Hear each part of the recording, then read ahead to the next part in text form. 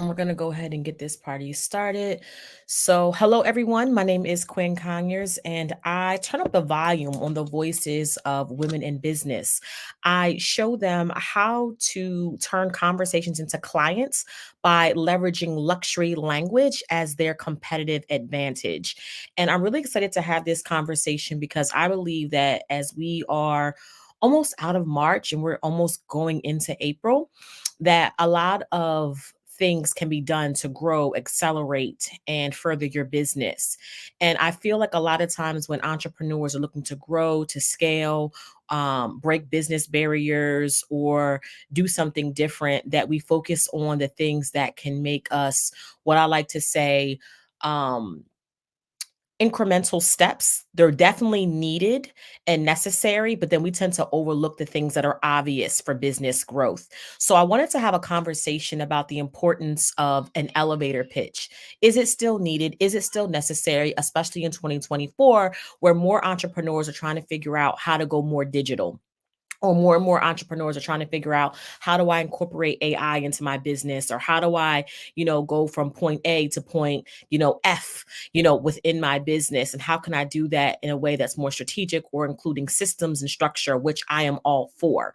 But I really want to talk about, the importance of the elevator pitch. Is it still needed? Is it still necessary?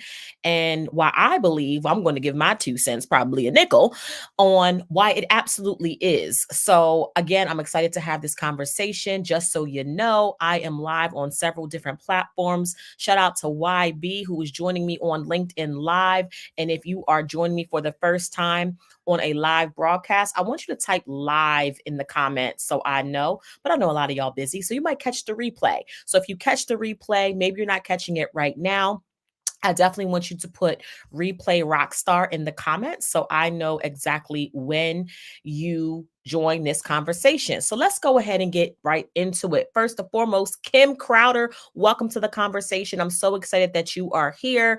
We are talking about the elevator pitch, the infamous elevator pitch.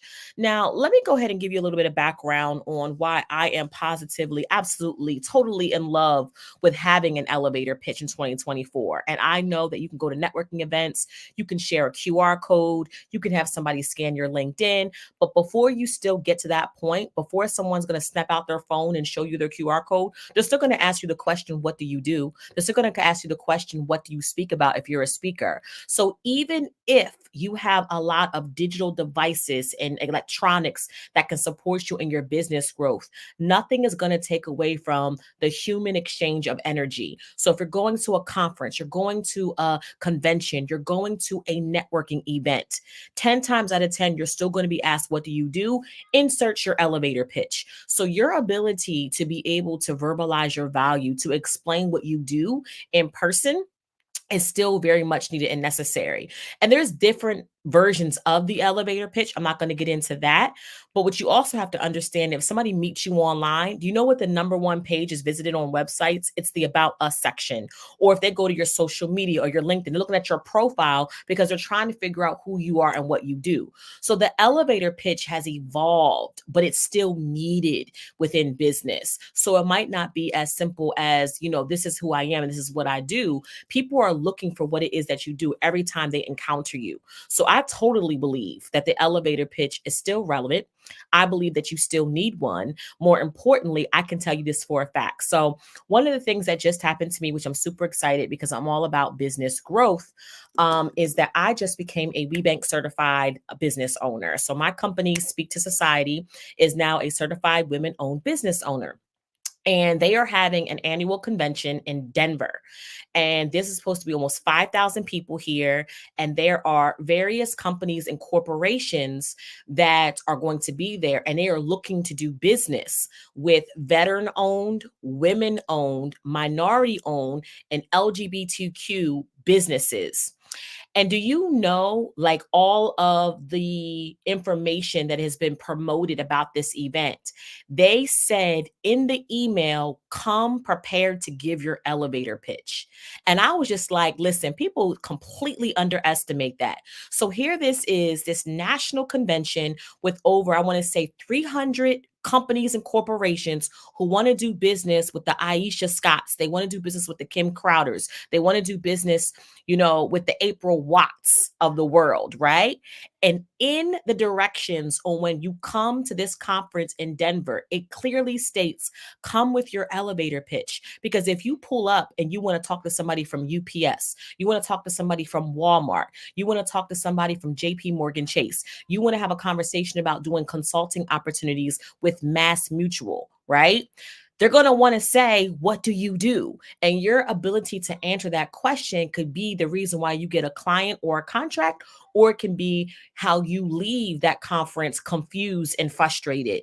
So, to answer the question, I think you know where I was going with this. Absolutely, you still need an elevator pitch in 2024. Now, you definitely need various versions of it, but the skill set of being able to tell people what you do in a clear, concise, and compelling way is a part of business that I believe is fundamentals. It's never going to go away. It's not one of those things that, as time goes on, that it becomes irrelevant. Right. I believe that the elevator pitch is one of those things that no matter what business you're in, no matter what industry, especially if you're going to conferences and events, you're always going to have to be able to tell people who you are and what you do. And many of us, we raise our hand. We say, yes, I want to be an entrepreneur. Yes, I want to be a founder. But you also have to say yes to being the spokesperson for your business or your brand, right? And a lot of times we miss that opportunity. Or I still know entrepreneurs in 2024 really relying on word of mouth as their marketing strategy. And what other people say about you matters, but what you say about you is also equally as important. So I can't count on people like YB, who I know is an advocate of mine, to tell people what I do. I can't count on people like Sharita and April to come in and say, you know what, Quinn's amazing. You should work with her. I think that's a nice referral, but it's not a business model to gain more customers and clients, because a lot of times people want to do business with you when they meet you somewhere. You were referred by somebody. So if somebody refers you, they're like, you know what? Oh my gosh, let me go ahead and see if I can do business. They're going to go to your LinkedIn, they're going to go to your Facebook page, and they're going to learn what more do you do to see if what you offer can solve one of my business needs, my problems, and go from there. So if you are entering spaces and you want to do big business, if you are going to conferences and organizations, you're looking for a consulting opportunity, you're looking for a business partner, you're looking for certain things, and you can't tell people what it is that you do that takes them from interested to invested in working with you, then you are leaving money on the table, off the table, and in the couch cushions. Why do I say that? Because nobody is walking up to people and saying, you know what? You look like you're a pretty amazing person. I don't know what you do, but I want to give you money. Nobody's saying that ever. They're going to say to you, hey, Nicole, you look super interesting and I would love to connect with you. Can you tell me a little bit more about what it is that you do? And Nicole's ability to answer that question could get her an opportunity to be an event strategist for a major company or corporation. But if Nicole answers that question and says, you know what, I'm just an event planner, I'm an event producer, someone's going to assume what Nicole does, and it might dismiss her without really understanding that she is the missing piece to taking their event from mediocre to magnificent. So why am I sharing this? I'm sharing this for a couple different reasons. I am proud to say that I have invested in myself a lot to get to where I am right now, right? Like, I have done a lot of things. I've had coaches, I've went through courses. I'm currently just signed up for a new coaching program that I'm going to be in for about 6 months to teach me how to navigate my new found certification as a woman business owner. And do you know, out of all the programs that I've been through, out of all the coaching that I've had, I have never really had someone sit down with me and teach me how to do a clear, concise, and compelling elevator pitch. And then I started talking to some of my other clients, and neither have they. I don't know if coaches think that people just have that, or they know that, or they think it's an insignificant business development practice. So they jump into the branding, they jump into the coaching, they jump into the sales, and all those things are needed. But before somebody asks you about your website, before somebody even visits your website or wants to follow you on your social media, they're going to want to know what it is that you do. And I've seen people struggle with this who've been in business literally just starting out, as well as seasoned entrepreneurs as well. Or maybe you've been doing what you've been doing for a while, but you want to differentiate yourself from other people doing what you do, and you struggle to try to figure that out. That's another reason why you have and need an elevator pitch. Now, people, society calls it an elevator pitch. You know me. I call it something different. In my opinion, most of us need to retire our boring and basic elevator pitch, and we really need to upgrade it to what I call a verbal business card, which is an elevator pitch on steroids. It's big, it's bold, it's in your face. This is a type of elevator pitch that turns heads, right? So when you meet people and you share with them how you change the world, if you share with them how your products, your service, your coaching program, your course, your book can really revolutionize their relationships, they're going to want to buy it. But if you're just meeting people and you are giving people what I say, the features of what you do and not the benefits, you're going to lose every time.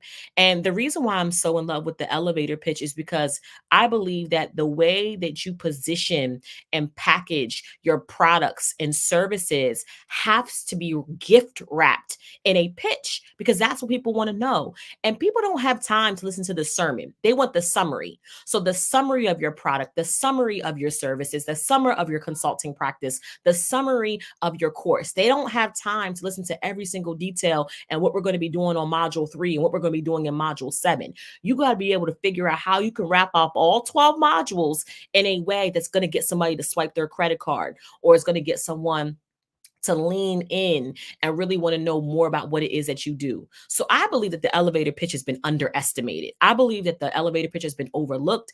I believe that there are so many things out there that are teaching certain business development strategies and techniques, but the elevator pitch is like the ugly redheaded stepchild that nobody wants to talk to. And I'm like, hello, how are we missing this elevator pitch when we're talking about branding? How are we missing the elevator pitch and we're going into doing photo shoots? How are we talking about your identifying your target client and you haven't even know what to say to them if they are face to face with you?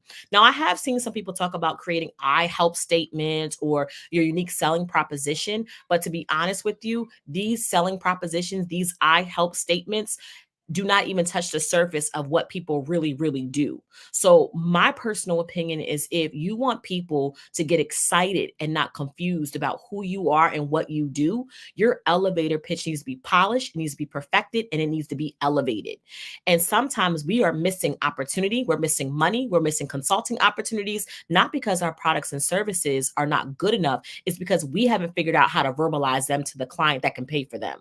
Or we'll come out and we want to charge, a premium price. But when we explain what we do, it sounds like it should be discounted. It doesn't sound like something that somebody will want to invest in.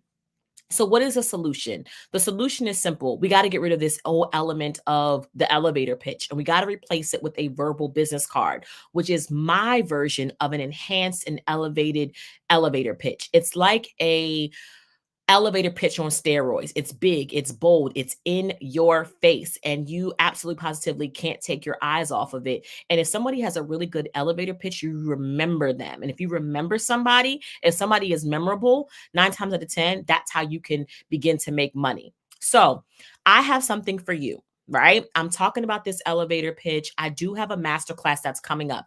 It is called Turn Conversations into Clients. It's happening on March the 27th from 12 to 3. And I want to invite you to that. If you would like to come, I can send you the link.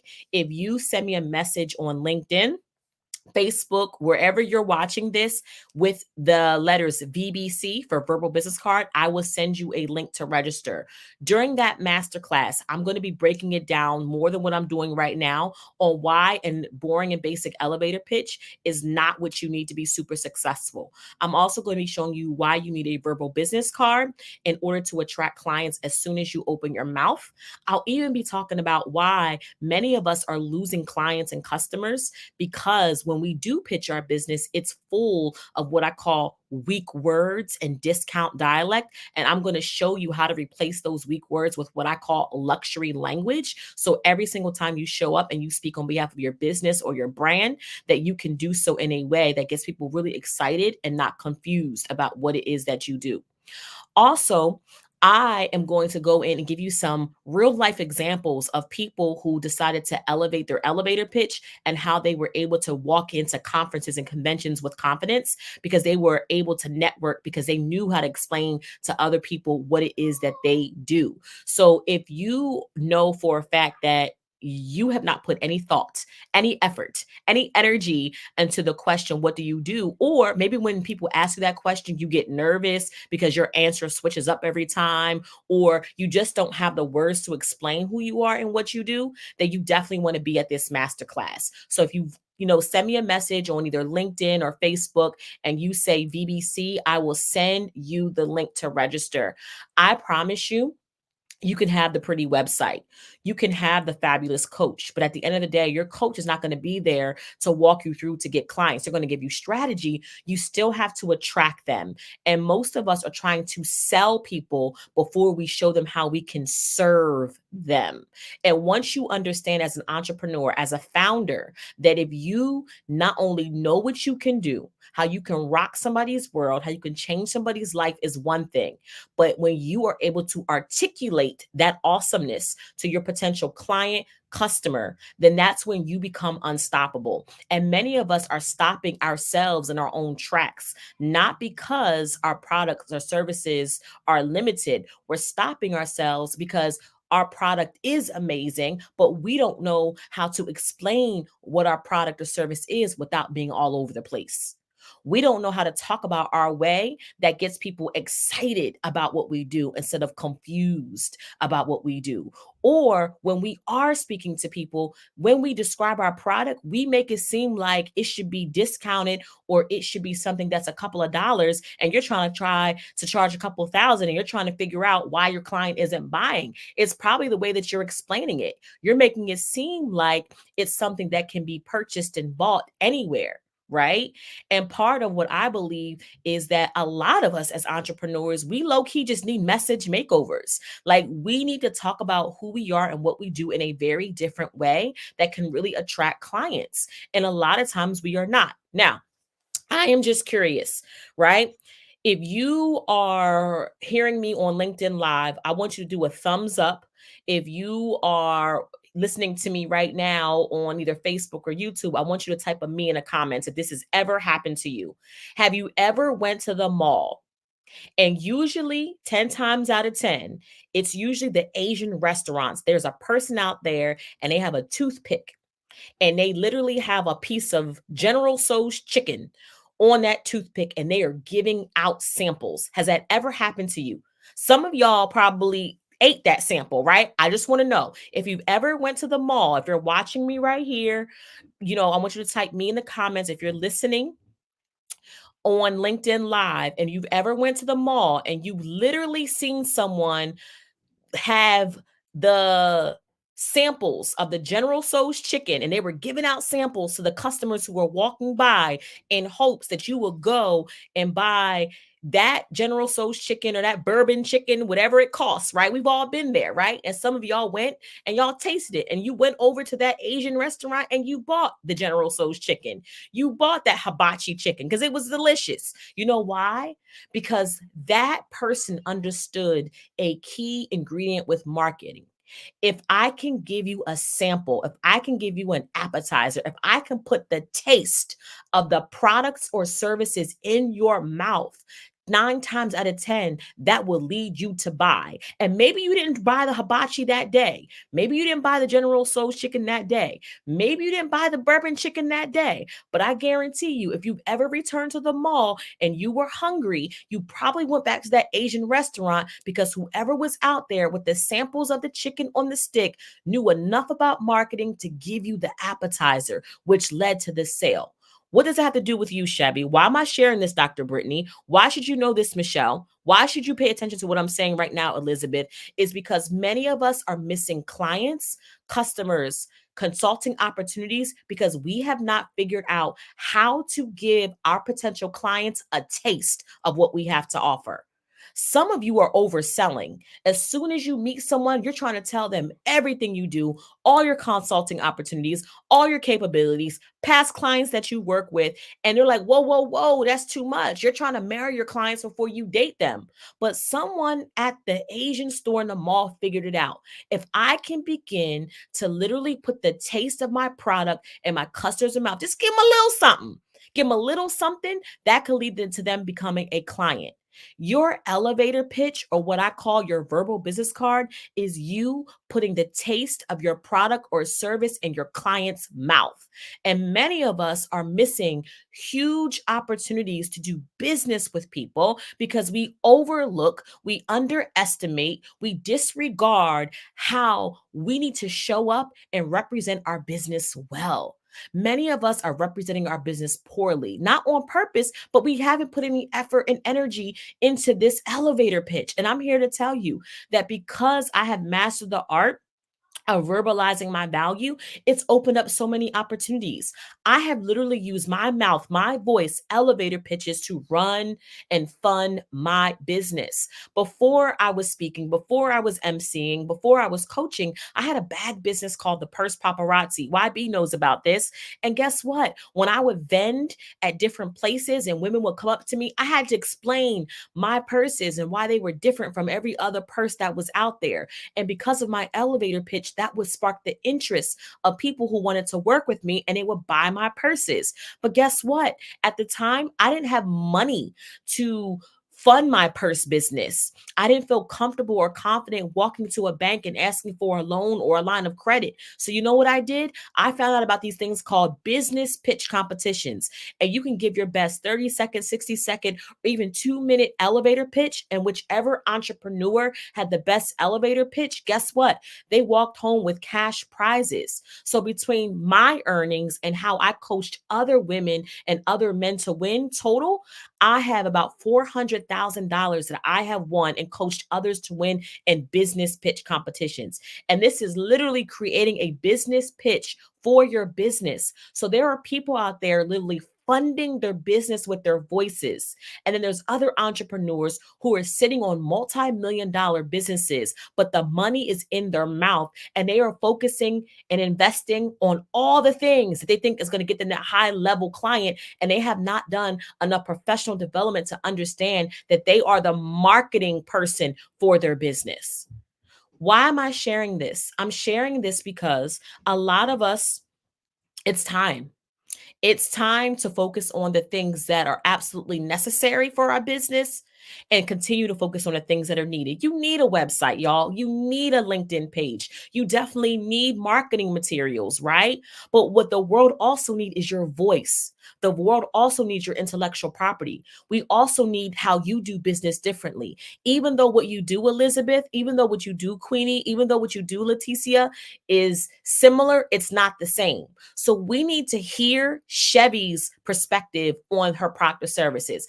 I need to know why working out and being fit is advantageous to my health, but I need Tynika's perspective, right? So I'm sharing this with you because a lot of times we may think, well, I just do this or I just do that. Well, we already know. I'm not going to go into this.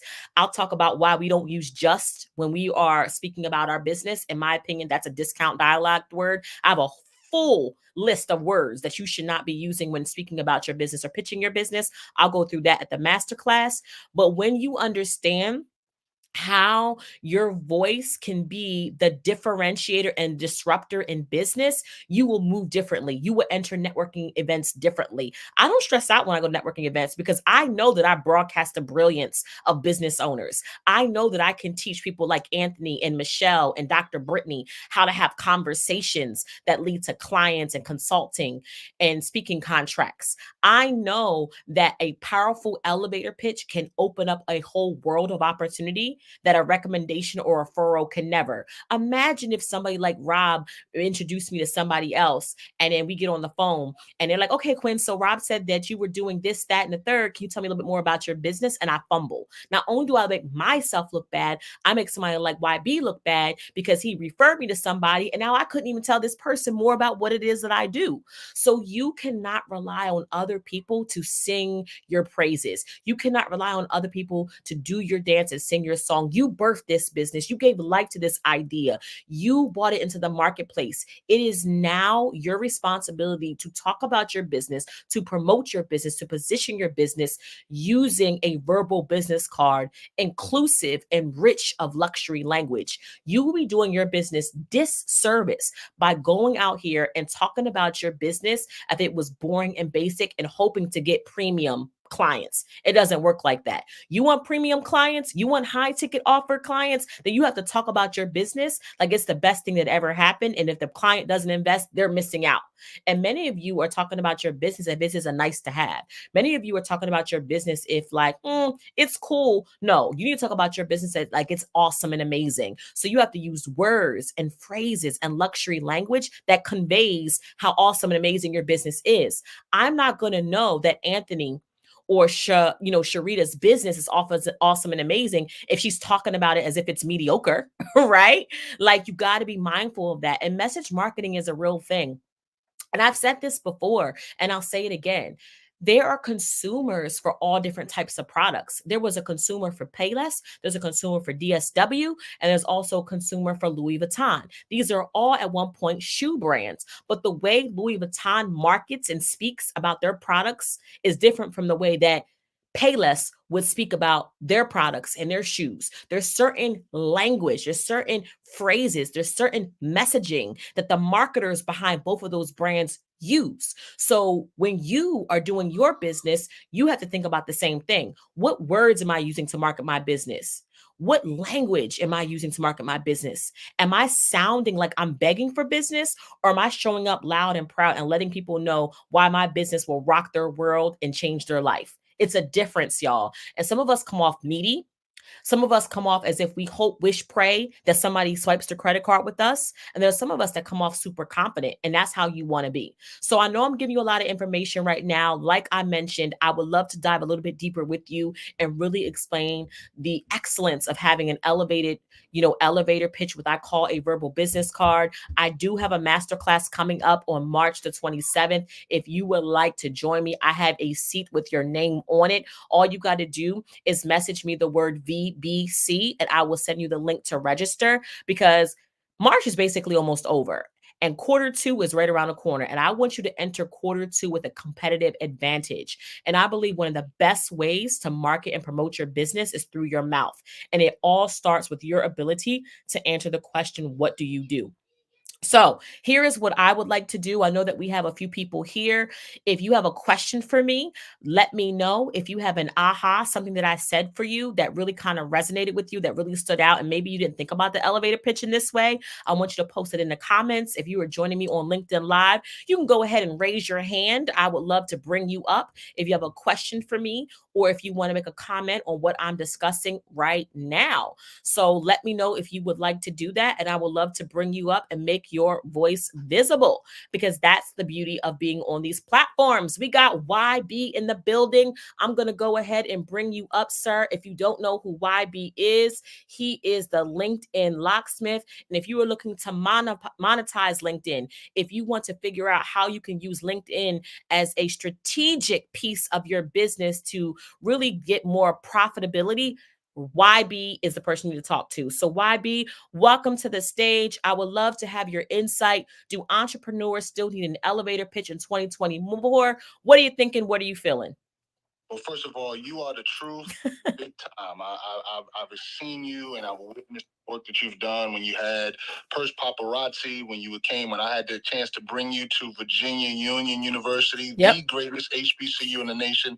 I know you're going to disagree because you went to that other HU, but I can't speak for those other schools. But the power of what you're saying is just an opportunity for people to become a magnet in attracting the people that's looking for you based on the language that you're using. And you've influenced me tremendously. I've been able to use alliteration and use words that help me to light up so that other people can light up when they hear me speak it. So keep the hammer down and the faith up. And for those of you who are listening to Quinn, if you've not had a chance to work with her, take her up on an offer to get into her master class so you can not only level up, but you can work with her to take your business to the next level. Thank you for your impact, Quinn. Oh, I so appreciate you. And I want to shout out YB. You know, I probably need to circle back around. There's so much that's been changing, but YB really unlocked the power of LinkedIn for me. I was kind of playing around with LinkedIn a little bit. And then once I got with him, I really was able to really leverage LinkedIn in a way to not only connect with clients, but really use LinkedIn as a strategy to share my thought leadership. You know, the way I think, the way that I operate is very different. And YB, I probably need to circle back around with you because there's so many things that are changing. And, you know, I'll share this with you as well. And thank you for that. I'm gonna let that pass. I went to Howard University, so I'm gonna give you HBCU love, you know? So I'm gonna let that pass. But what I would say too, the beauty of what I believe so much into this elevator pitch, and I know Tanika has worked with me before, that I've literally dropped all my other programs. This is the only thing I'm doing because even when I find myself doing other programs, offering, you know, how to, you know, use speaking as a strategy to get more clients and customers, I'm still doing that. But the first thing that you have to do with me, if you want to work with me, is your verbal business card, because I was finding that clients were saying, oh, yeah, I already have an elevator pitch. I already have that. And we would jump and try to work with them on positioning them to get, you know, speaking opportunities. And they actually didn't have that. So you can't even work with me on any other level unless you have the verbal business card. That's how much I am just committed to this, because like you said, your mouth should be a money magnet, and people judge you first by the way you look,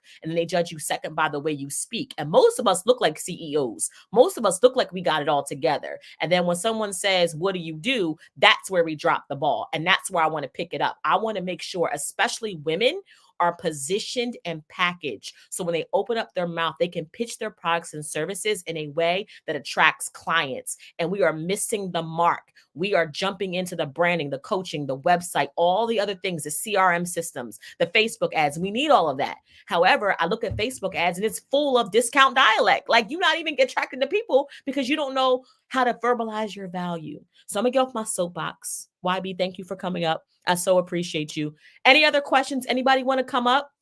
Anybody have a question? Anybody want to add, you know, some information about what I'm talking about? Do you think that the elevator pitch is still needed in 2024? Now is a great time to raise your hand, or you could put that in the comments. And again, if you are interested in joining me for my masterclass on March the 27th, I would love to have you. If you message me VBC, I'll send you the link. All right, up next, we have Mr. Anthony Mitchell, and he is going to come to the stage. And I would love to know, Anthony, what are you feeling about what I'm saying so far? Do entrepreneurs still need an elevator pitch in 2024? Let me know how you're feeling. Mr. Anthony Mitchell, to the stage. You got to unmute yourself, though, Anthony, so we can hear you. There we go. Thought about that. Yes, Ms. Conyers, thank you again for allowing me to be on and speak. And yeah, you're dropping many jewels. I am such an honor to be here. What I noticed that caught my attention was the elevator pitch, because you can utilize it in various things, and it allows you to identify your product or service, as well as show what your uniqueness is in your product or service than anyone else, all in one. Correct. And from what I've always been told, the more short and precise, the better. So, of course, you don't want to have something a paragraph long, or, you know, things of that nature that may, you know, distract them, I guess. Yeah, absolutely, Anthony. So what you're talking about is, with your elevator pitch, you definitely want to keep it short. I tell people you want to give the summary and not the sermon. You want to be straight to the point. So I love that. So yeah, thank you so much. So I'm just curious, do you think that elevator pitches are still needed in 2024? What you think about that, Anthony? Or are they, we don't need them no more? What you think? You definitely have a lot of other things out there. I like it. I like the elevator pitch, and I utilize it for another service that I offer as well. And yeah, I'm open to see other things that maybe that exist that are similar, or maybe even a step higher, because we're in the wave of technology and so many things moving fast. You got AI out there and everything. So yeah, we'll rock with the elevator pitch until something else is bigger. Yeah, but you know what? Here's the beauty about having a clear, concise, and compelling elevator pitch, which I call the verbal business card. Unless we get here, I don't know if you're going to an in-person conference, convention, or networking event, AI has not sending a representative of you yet. You still got to go to that event, and relationship revenue cannot be purchased. If Cheryl, hey Cheryl, I see Cheryl Parks is here. She's amazing, right? If you go to a conference or an event, I can't replace Cheryl's authenticity. If I meet her and she tells me what she does and I get fired up, that can lead to a contract or an opportunity. So even as AI continues to integrate, it still doesn't take away from the human effect of you showing passion for what it is that you do. When I meet women, especially, and I'm speaking at an event and I tell them I can broadcast your brilliance by showing you how to use luxury language to attract clients as soon as you open your mouth. AI can't do that. Like, you're going to feel my heart. You're going to feel the essence of who I am. You're going to know that I'm passionate about this. And sometimes passion can't be purchased. You can't do that. So although AI is going to be a great tool, and I have a bunch of different ways you can use AI as a speaker and as an entrepreneur, but when it comes to communicating what you do, I believe AI could never take away from the human voice. Now, AI can be used potentially to give us some insight on how do we craft an elevator pitch. However, usually if you do that, AI is still going to give you discount dialect, because AI doesn't understand luxury language. AI just is going to spit out something that's very generic because that's what it does. But when you get me, it's almost like AI will give you the chicken, and then I'll give you the chicken with seasoning. I'm seasoning, right? And we all want seasoning. I don't know nobody likes bland chicken, right? We want some seasoning, right? So I'm just curious, if you like seasoned chicken, give me a heart. And for all your vegetarians, if you like seasoned tofu, right, I got to make sure I'm with the audience, right? Nobody want no bland chicken. You mad you go to the cookout and the chicken is bland. You want some seasoning. And I believe that the verbal business card is the seasoned version of the elevator pitch. What you think, Mr. Anthony? Yes, most definitely. It is the seasoning. Is that what they call it, the special sauce? The special sauce. The special sauce. Absolutely, sir. Well, I appreciate you joining me for this conversation. Feel free to hang out. I'll take one or two more questions. I don't want to keep you long, but Nicole, Cheryl, Dr. Brittany, Chevy, Tanika, Queenie, good to see you. If you have a comment or a question, I would love to get your insight. Every time I do these, it's not my voice that wants to be heard. I would also love to hear your voice as well. So if you want to raise your hand and join me, you absolutely can. I would love that. And if you're still listening and you haven't sent me a message yet for my masterclass, just message me BBC. I'll send you that message, and then you can join me for my upcoming masterclass. All right. I think nobody else raised their hand. I'm super excited that you joined me. I'll be doing a few more of these as well.